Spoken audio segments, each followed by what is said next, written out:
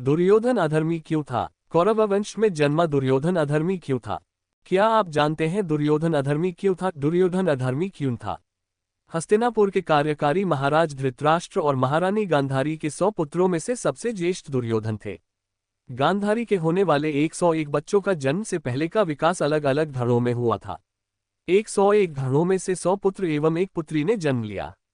सबसे पहले दुर्योधन का जन्म हुआ था।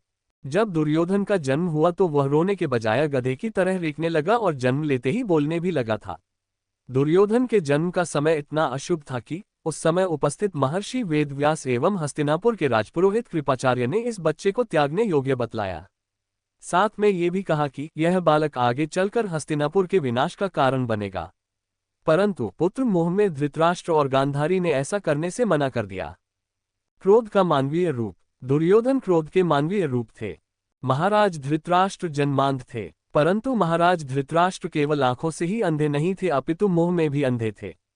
वे पुत्र मोह में इस तरह से जकड़े हुए थे कि वे दुर्योधन के अवगुणों को सदैव हंसी में उड़ा देते थे। जहां कभी उन्हें दुर्योधन की गलती बड़ी लगती थी, वहां वह दुर्योधन से कहने में असमर्थ रहते थे, क्योंकि महाराज धृतराष्ट्र का मोह उनके राजधर्म और पिता धर्म पर भारी था। अपने पुत्र को शिष्टाचार ना सिखाना, उसकी गलतियों पर पर्दा करना और उसके अपराधों पर उसे दंड ना देने का ये नतीजा निकला कि सभी को महाभारत के युद्ध की चौखट पर खड़ा होना पड़ा। हम सदियों से सुनते आए हैं कि दुर्योधन अधर्मी था, और वह हो भी क्यों ना। जहां क्रोध है वहां धर्म किस प्रकार हो सकता है?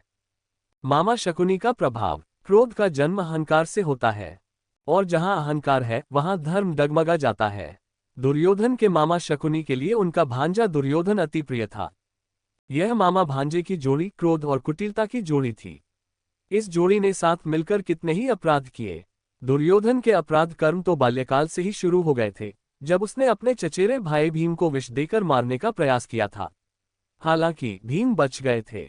युवावस्था में फिर दुर्योधन ने पांडवों को मारने के लिए वारणावत में लाक्षागृह का निर्माण कराया, जहां पर दुर्योधन के चचेरे भाई पांडवों के साथ उनकी चाची देवी कुंती भी उपस्थित थी। अपने द्वेष की भावना में वह लगातार गिरता गया। द्रौपदी चीरहरण और दुर्योधन का पतन।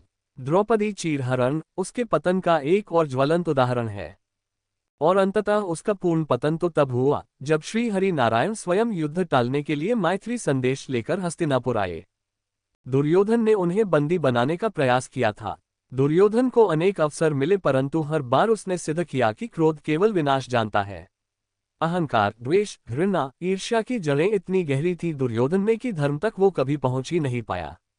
दुर्योधन के दुराचारी होने में उसके जन्म और उसके संस्कार दोनों ही भागीदार हैं। माता पिता का मोह और मामा की कुटिलता का बड़ा योगदान रहा उसके दुराचारी होने में, और दुर्योधन के यही अवगुण कौरवों के अंत का कारण बना।